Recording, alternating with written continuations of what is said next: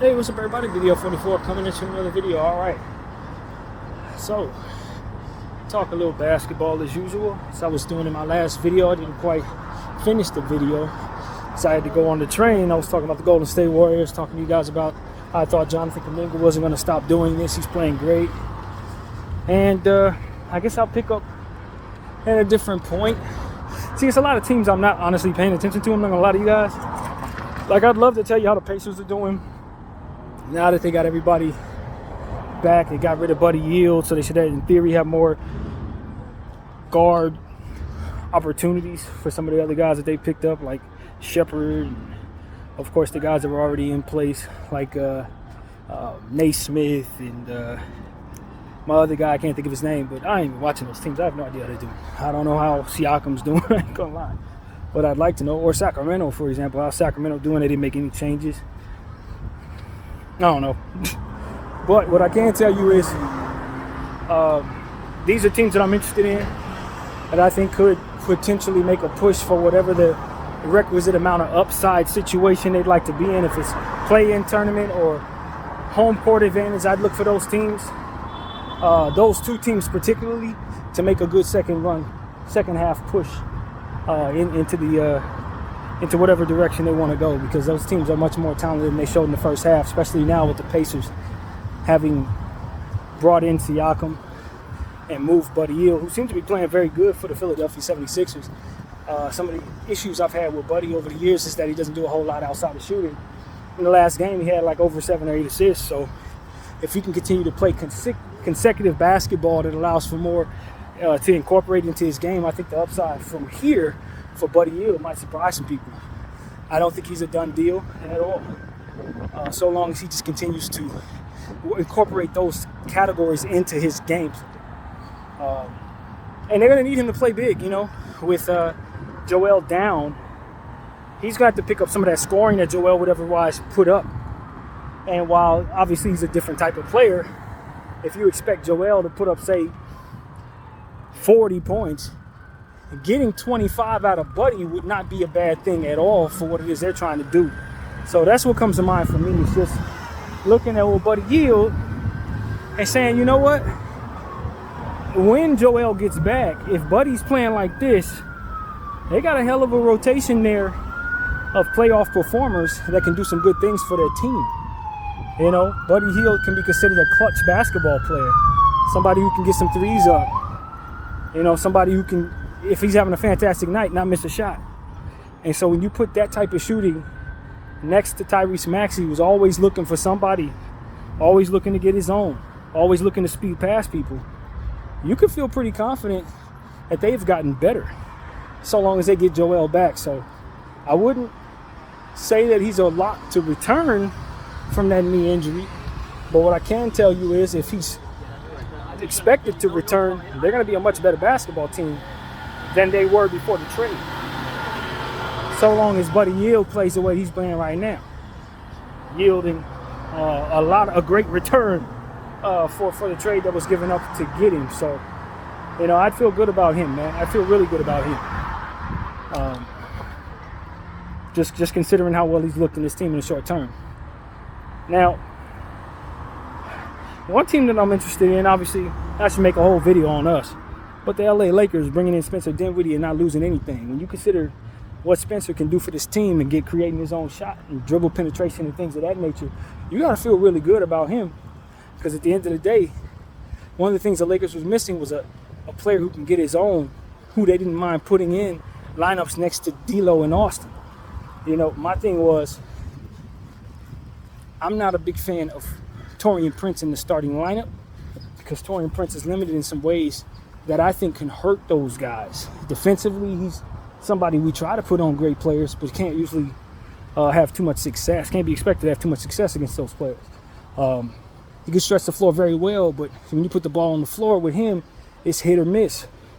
You know, with a guy like Spencer Dinwiddie, you're not expected to have those problems. Now, I do understand that Spencer Dinwiddie does have some issues scoring around the rim. Statistically, he tends to miss layups, tends to put his head down in situations where you need him to kind of have more floor awareness. So we're going to see if that assessment is what I see, because that's just me listening to somebody else. But that's what I understand. He's like a 50% for layup shooter, which is like horrible. DeJounte Murray wasn't very good at that either. We were ready to bring him in for the same reason. So I'm not really sure how that translates to us being frustrated, if it does. But one thing I know is when I was considering what Spencer Dinwiddie looked like on the Lakers, I didn't have D'Lo on the team. He was being moved, and D'Lo was somebody that was ultimately going to be somewhere in like Brooklyn or something like that. We would be getting back Spencer and maybe Dorian Finney-Smith or Spencer and Royce O'Neal, who ended up in Phoenix.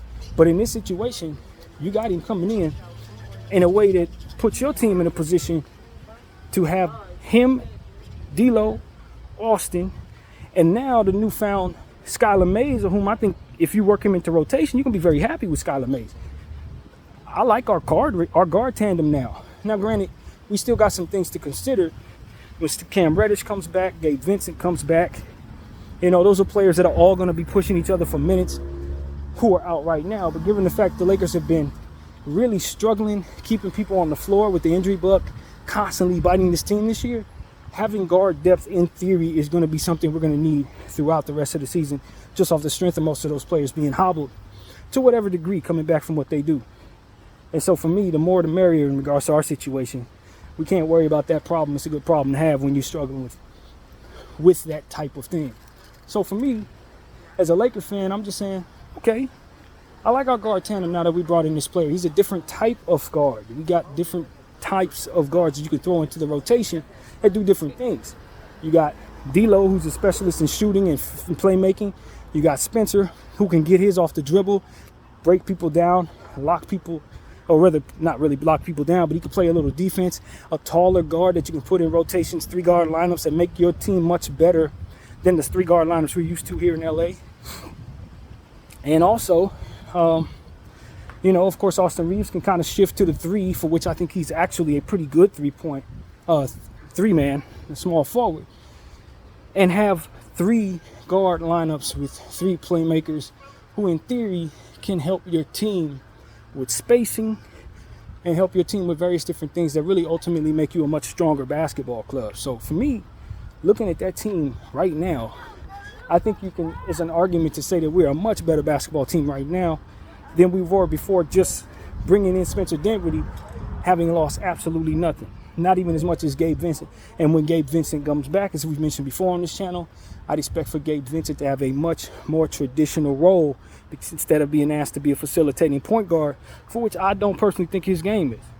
But if you ask him to be a guy off the bench in that rotation of other guards, he could take his time coming back from injury and still be somebody that you want to see more or less be who it is that he is, rather than asking him to be a point guard, trying to, you know, ask him to facilitate and all that. All I really need him to do is be a great point of attack defensive player, and couple that with his ability to hit mid-range shots, maybe even stretch the floor when he comes back, depending on how well that knee is doing, get incorporated into the offense, and maybe do some secondary or third-hand playmaking for the Lakers. So I love Spencer Dinwiddie's acquisition for the Lakers, especially since he's coming in to no loss to the roster at all.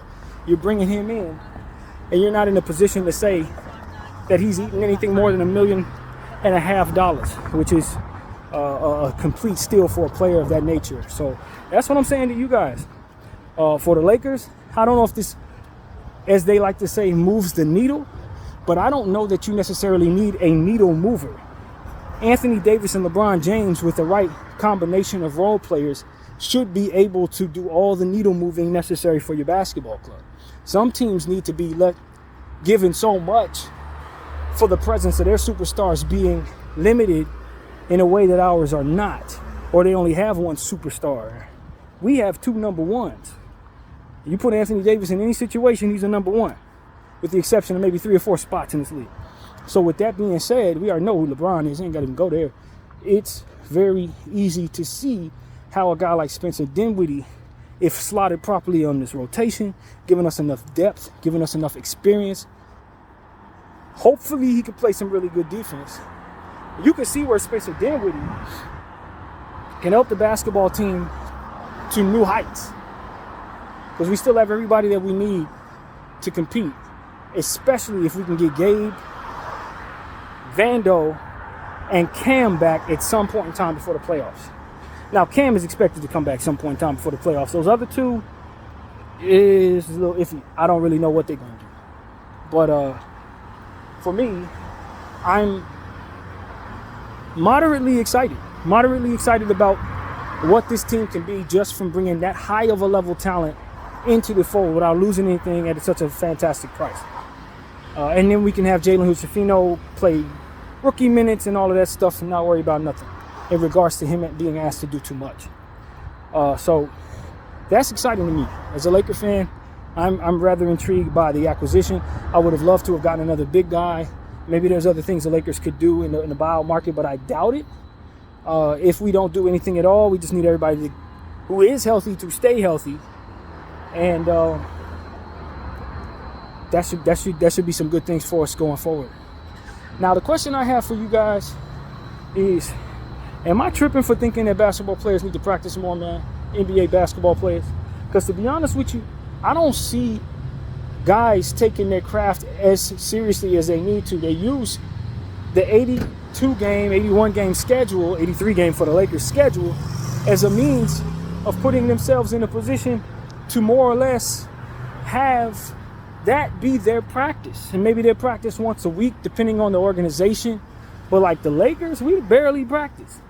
And I just think when you consider what it is that excellence is supposed to be about, one thing you want to incorporate into what it is that you do is the ability to have what you work on be repetition for what it is that you are. If you're a basketball player, you want to practice a lot.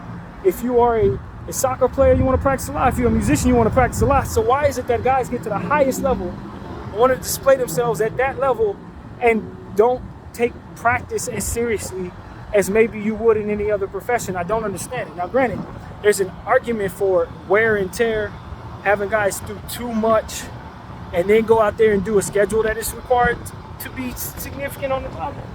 But I think there's something to be said for conditioning just the same, to say, if I'm conditioning and practice more so, maybe I'll withstand that schedule a bit better. I don't think they take this seriously as it pertains to the way I think it should be done. The correlation between injuries and bad conditioning weighed against said schedule. It just doesn't work.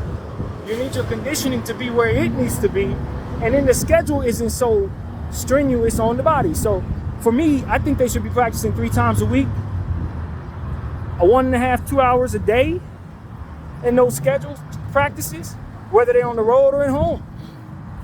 And I think if you do that more, guys will be conditioned better, withstand the injuries and the schedule itself more so, and just be in overall better shape to deal with what it is that's on their schedule. So I'm just not sure that people are not giving themselves passes for not having to work as hard as they should, and then don't end up paying for it because of it. When them injuries hit, when the team doesn't perform, when coaches get fired, when starting lineup and second units don't work, all of these different things should be worked out in practice.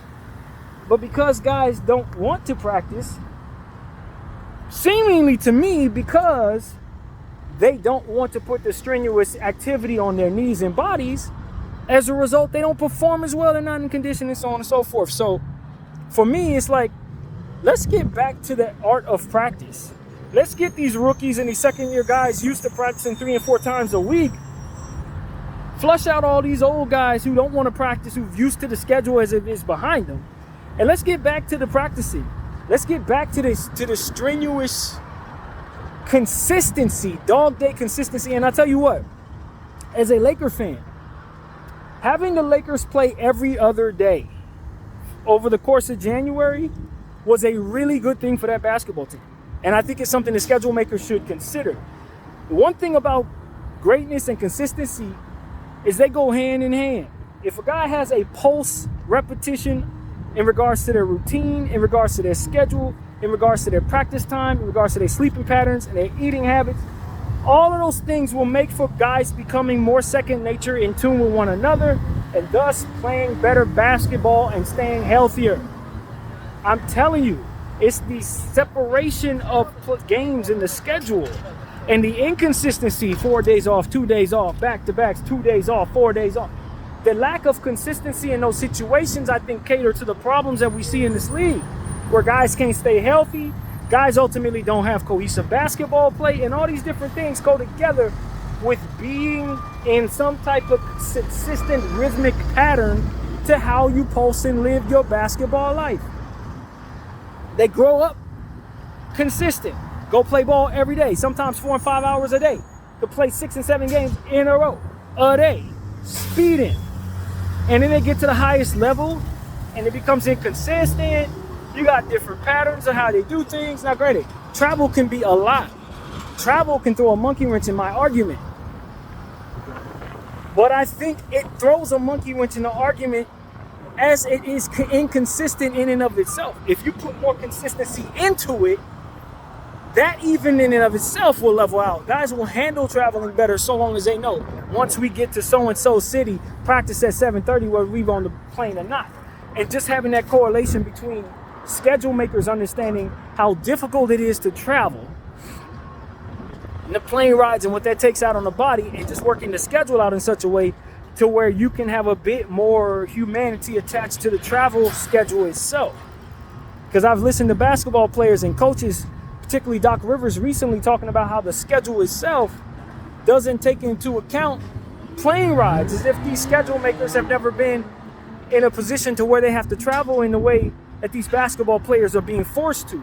Now, if you work more of that into the equation as it pertains to the schedule makers, and then you work in more practice time and more conditioning, you should likely see players stay healthy. In my humble opinion, you're going to see more healthy basketball players. You're going to see guys perform better on the floor, better cohesive units on the basketball floor. And so these are things that I've just been thinking about over the last couple of weeks. I'm going to finally have a chance to verbalize it. I just think that the league as a whole, it shouldn't be much difference in practice from team to team to team, so that you can see some parity as it pertains to the conditioning level of each and every athlete in your league. A lot of guys don't want to be consistent. Maybe it's not in their best, pattern of life to be as consistent as maybe someone like myself who wants to do the same thing, eat the same thing every single day. But if you're going to be an athlete and you want to be the best you can be, part of doing that is doing it every day, practicing every day with your teammates, and working your conditioning level to a place where you can withstand the 82 game schedule. So I just think that guys want too much out of their teammates, out of their coaching staff, when it ain't enough repetition worked into what it is that they're doing at this level. It is too high of a level to be giving people passes on practices. It's too high of a level. They're expected to perform at too high of a level to now, when they finally get to the highest, get a chance to wean off of the consistency necessary to be excellent, and the consistency necessary to be conditioned properly for that schedule. The logic escapes me. And it is an argument to be said that maybe guys are just too rich to do it. But I can argue, if you're that rich, then you got the time. You know what I'm saying? You got the time. That's one thing I always say about performers, and that they got the best opportunity to get the highest level conditioning because they got the highest level nutrition. They can arguably sleep more depending on their schedule and depending on what their representative wealth is all about. You should be able to get in better shape than somebody like me off rip, because you have access to all these different things that are just going to be higher technology because you have the funds from which to fund it. Not to mention he's a basketball team. So for me, it's like, I don't understand not having practice, not being nutritioned as an athlete. I understand not being nutritioned as a 22-year-old, because I was definitely that. But there should be people guiding you toward your best conditioning in those levels by making it mandatory for what it is that you do to be conditioned. This is in your contract. We practice 3 times a week. If you're healthy, you're practicing 3 times a week. They put a lot of emphasis on these guys playing these basketball games, but don't put as much of an emphasis on them practicing the basketball they play. That don't make no sense to me. They want to force these dudes to play 82 games. That's cool. But why aren't you forcing them to practice twice and 3 times or 4 times a week? They're going to show up. You know what I mean? It's not like athletes ain't going to show up. They may be worn out for the first year of doing it. Year 6, year 7, year 8, they're going to be the best conditioned athletes in the world. That's what they're going to be. With the mindset ready for what it is that ultimately they're going to be asked to do. I'll never understand why basketball players don't want to practice, but then will go out there, perform crappy, and be upset about it. Fam, you're not practicing. Your scheme would work fine if you guys were on a string together. Your scheme would be excellent if your team knew one another as well as teams who practice 4 and 5 times a week would. And if we're going to ask high school students to practice that much, why are we not asking the pros to practice that much? It doesn't make any sense. So that's what I'm telling you guys. Yeah, guys got to refine their skills at that level, and get better at that level. But as they grow older, and in a professional setting where they're expected, the pressure is for them to perform in front of millions of people, suddenly it's not as important to practice. And then they go out there and look bad. Nah, man. That's a culture that is flawed. It's flawed culture, man. And so that's what I'm telling you, all of you guys.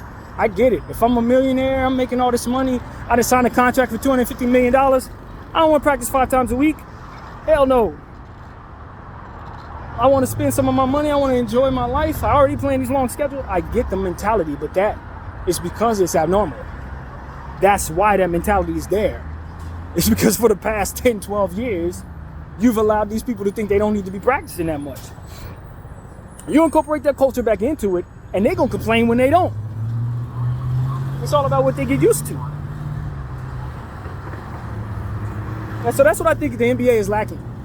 Many a coach has been fired because his team looked bad because they couldn't execute what he was asking them to do because they didn't know how to do it as well as they would if they were practiced 3 times more than they do. Coaches lose their jobs because guys don't know how to run properly. But they don't run properly because they don't practice enough. And so that's what I'm telling all of y'all. A lot of people want to be the excellent. They want to be the best they can be. They want to win championships. If you ain't going to do what it takes to win a championship, don't look to the left of you or to the right of you for someone to blame when the championship ain't being won by you. It's the same thing I say about LeBron James and any other player and Dame Lillard. You want to sign these contracts that eat up so much of the cap. So where most of your players that you play with are no good, they play like crap, you don't practice enough, and then you want to say, well, make these trades to make my team better. Or you could just practice more so your team will be more on a string, like synchronized swimmers. You ain't gonna go out there and be on a string if you only practice 1 time a week, and only thing that you do in regards to practice is use the real games as a means of doing so. You ain't gonna get that good. And then you run into the teams that have more strenuous practice or better talent, and you get mollywopped.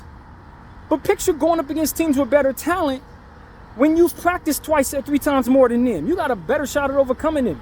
You got a better shot of your second unit and third unit overcoming their second and third unit when that guy goes down with a rolled ankle.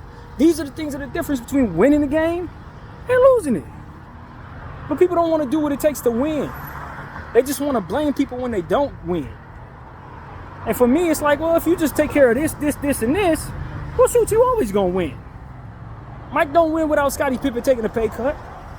Spurs don't win without Tim Duncan taking a pay cut consistently. You think those things are independent? No. You need to do those things in order to win. And otherwise, don't tell yourself that you're trying to win. Don't tell these fans you're trying to win. Don't even look in the mirror with the intention of expecting that you would. Because at the end of the day, you didn't do what it truly took to win. You didn't practice enough. You didn't work hard as it pertains to bettering your craft after you got to that level. And so when you go up against people who do, you lose. And your coaches and whoever else gets fired, people get traded because they're expected to continue to play poorly instead of being expected to practice more so. Young players don't develop and all these other different things. And so that's what I'm saying to y'all, man. At some point in time, we got to step our game up. Say, yo, if we're not going to practice more, you're going to lose more. If you ain't going to practice more, the conditioning is going to fall off. And if you expect that your conditioning is going to keep up with this schedule if you don't mentally and physically prepare yourself for it, not just in the off season, but all throughout the course of the season, then your body is definitely going to get worn down by the strenuous nature of an 82 game schedule when you're only practicing 102 times a year. You gotta practice more than that. If the schedule's 82, you gotta triple that. Just listening to Gilbert Arenas talk about how he was in a physical state. No, it wasn't Gilbert, forgive me. It was actually Kobe.